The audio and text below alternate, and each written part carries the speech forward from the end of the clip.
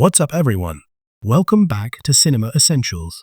The episode is called By the Skin and the Teeth, referring to a situation where they're desperately trying to escape but haven't achieved success yet. That's why they gave it this title. If you're ready, let's start Season 1, Episode 15. I'm your host Theo, presenting this show. In the execution chamber, guards are strapping Lincoln Burrows to the electric chair, securing his arms and legs, and making final preparations.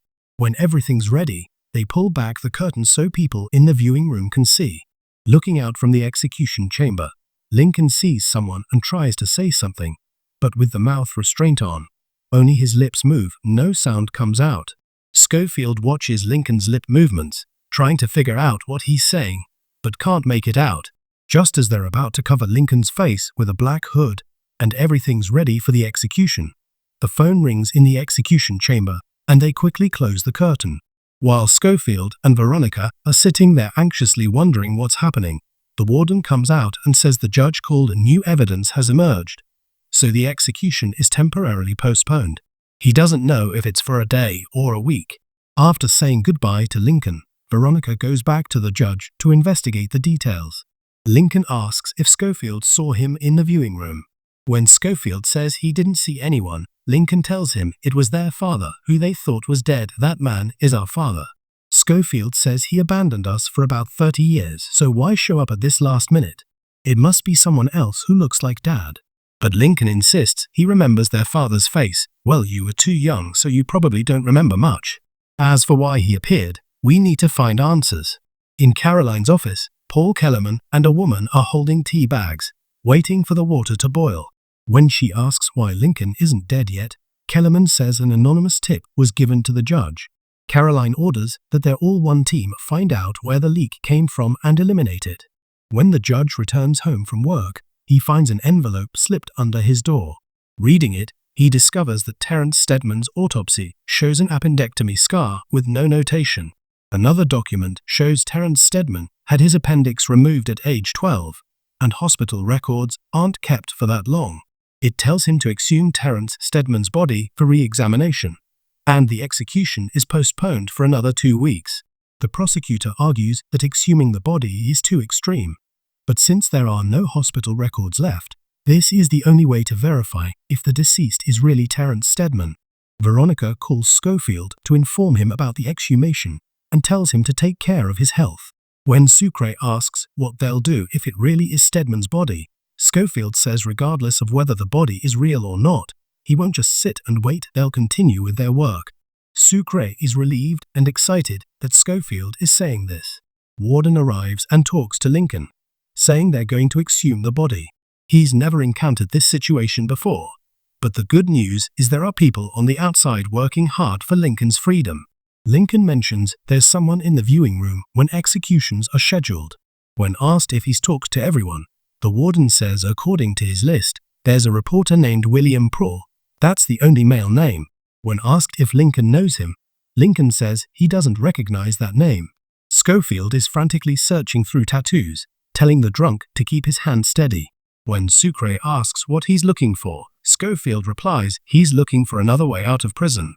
When Sucre asks if he hasn't memorized it yet, Scofield says it's not easy. Memorizing these is like memorizing a New York business directory. There's another emergency route he's found, but the problem is if they take that route, it'll be like walking to their deaths, which makes Sucre look worried. When snow starts falling, Scofield's PI work crew has to spread rock salt on the snowy paths. While working, Scofield mentions using Route 66, but only briefly. C-Note points out they're already at the infirmary with the current route, so why use a different path?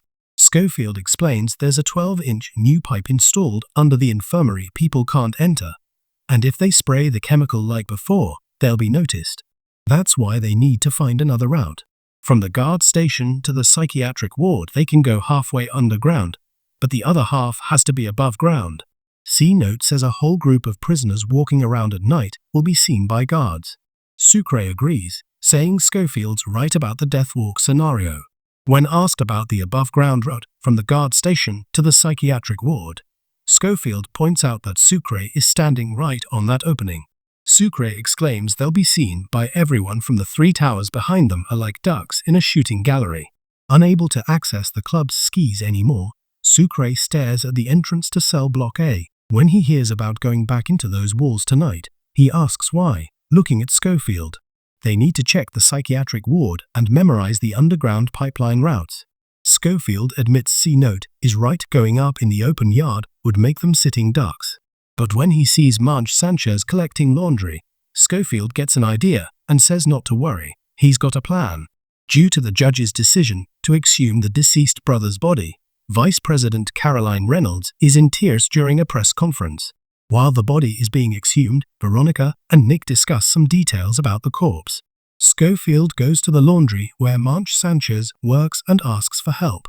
Marge Sanchez refuses, saying if his mom or Sucre's mom found out he helped and got in trouble, it wouldn't be easy, he won't help. During their argument, Sucre brings up old grievances, the beautiful girl's broken window, the sisters' incident. Only then does Sanchez agree, saying he promised not to talk about that incident, so if he helps with this, his promise won't be broken. In solitary confinement, lying on the small bed, Lincoln dreams about his childhood with his father watching Chicago team baseball games. Lying on his bed reading a book, Sucre receives a small package from Sanchez hidden in his shirt. Sanchez tells him to return it tomorrow and warns that if guards find it, he'll be in trouble. While cleaning the guard station, DB, Cooper sees a postcard fall and tells C-Note he dropped it. When T-Bag arrives and knocks on the door to signal, he sees Bellic coming.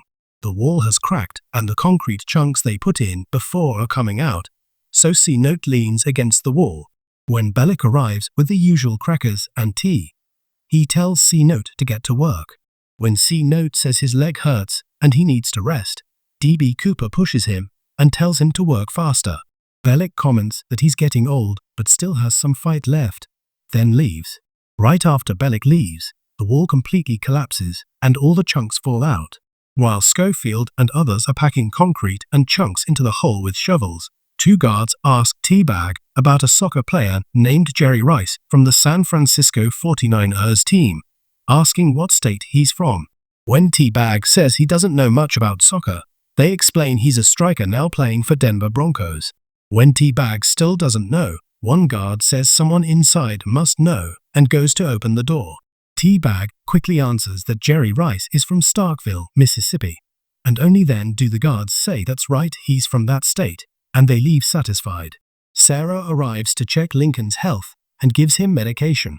Before leaving, Lincoln asks if it's possible to see things that aren't really there when having headaches and rapid heartbeat. Sarah confirms it's possible. When there's too much stress and pressure, such things can happen. While working in PI, DB Cooper mentions the postcards that fell earlier, saying if C-Note is doing what he thinks, he's a master at deception. C-Note says Cooper doesn't know anything, and they have nothing in common. Cooper explains how a prisoner pretends not to be in prison, sends postcards to Iraq through a friend, who then forwards them to the prisoner's wife. He asks if Deed is C-Note's wife or daughter. C-Note warns him never to mention the name in this prison. Cooper smiles and asks if it's his daughter, and when C-Note asks how he knows, Cooper explains he also has a daughter. If C-Note escapes, they'll search where his family is first. When asked if Cooper thinks he's that stupid, Cooper says the first place he'd go is where his daughter is.